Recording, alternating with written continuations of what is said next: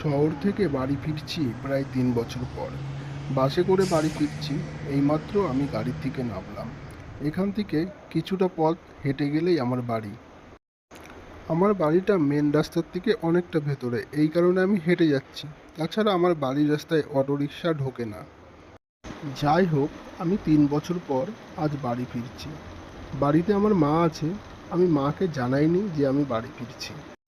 ৩ বছর আগে এই রাস্তাটা এত ঘন জঙ্গল ছিল না। এখন দেখছি খুবই জঙ্গল হয়ে গেছে রাস্তা। তবে এটা ঠিক, শহরের থেকে গ্রাম অনেক সুন্দর হয়। প্রকৃতির গাছপালা, সুন্দর সুন্দর পাখি, পাখির ডাক। তো আমার বেশ ভালোই লাগছিল। অনেকদিন পর গ্রামে এসেছি, খুবই ভালো লাগছিল। হেঁটে হেঁটে যেতে যেতে এবার সন্ধ্যা নেমে গেছে, কারণ বাড়িটা আমার শহরের রাস্তা থেকে অনেকটা দূরে ছিল।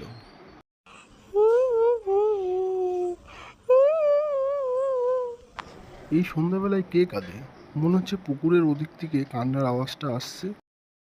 আমি আর দেরি না করে পুকুরের ওদিকে হেঁটে গেলাম। আর গিয়ে দেখি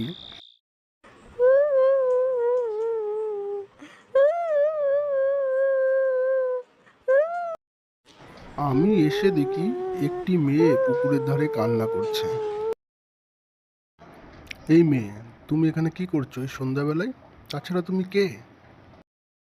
তখন সে আমার দিকে ঘুরে তাকালো। বিনোদ, তুমি কেমন আছো? এ কি, তুমি আমার নাম জানলে কি করে? তাছাড়া এই সন্ধ্যাবেলায় তুমি এখানে কি করছো এই পুকুর ধারে? আমি বর্ণালী গো, বর্ণালী। তাছাড়া তুমি চিনবেই বা কি করে? তুমি তো 3 বছর বাইরে থাকতে। আমি বর্ণালী। তখন আমি ওকে চিনতে পারলাম। তাছাড়া চিনবই বা কী করে? সত্যিই তো, আমি তো ৩ বছর ধরে বাইরে থাকতাম। তাছাড়া আমার ছোটোবেলার খেলার সাথী ছিল বর্ণালী। ওর পরিচয় পাওয়ার পর আমি প্রায় বাড়ি যাওয়ার কথা ভুলেই যাই।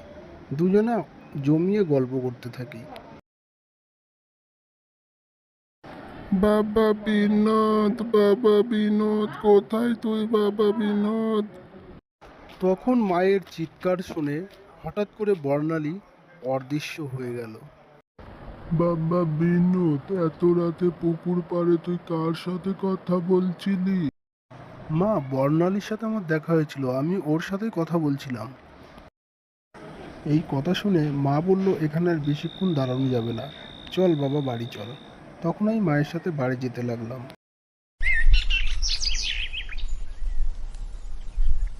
সকাল হয়ে গেছে, কিন্তু কালকের কথা ভুলতে পারছি না। জানলার দিকে তাকিয়ে শুধু কালকের কথাই মনে পড়ছে আমার। বাবা বিনোদ, উঠেছিস ঘুম থেকে বাবা বিনোদ? আমি খাট থেকে নেমে মাকে জিজ্ঞাসা করলাম, কাল রাতে বর্ণালীর কথা শুনে আমাকে বাড়ি নিয়ে আসলে কেন? বাবা বিনোদ, তুই কাল রাতে বর্ণালীর সাথে কথা বলছিলি, ও 3 দিন আগেই মারা গেছে। মায়ের এই কথা শুনে আমার মাথায় বাজ ভেঙে পড়ল। তবে এই ঘটনার পর থেকে বর্ণালীর সাথে আমার আর দেখা হয়নি। তবে এটা ঠিক, ও আমাকে একটু ভালোবাসতো, পছন্দ করতো।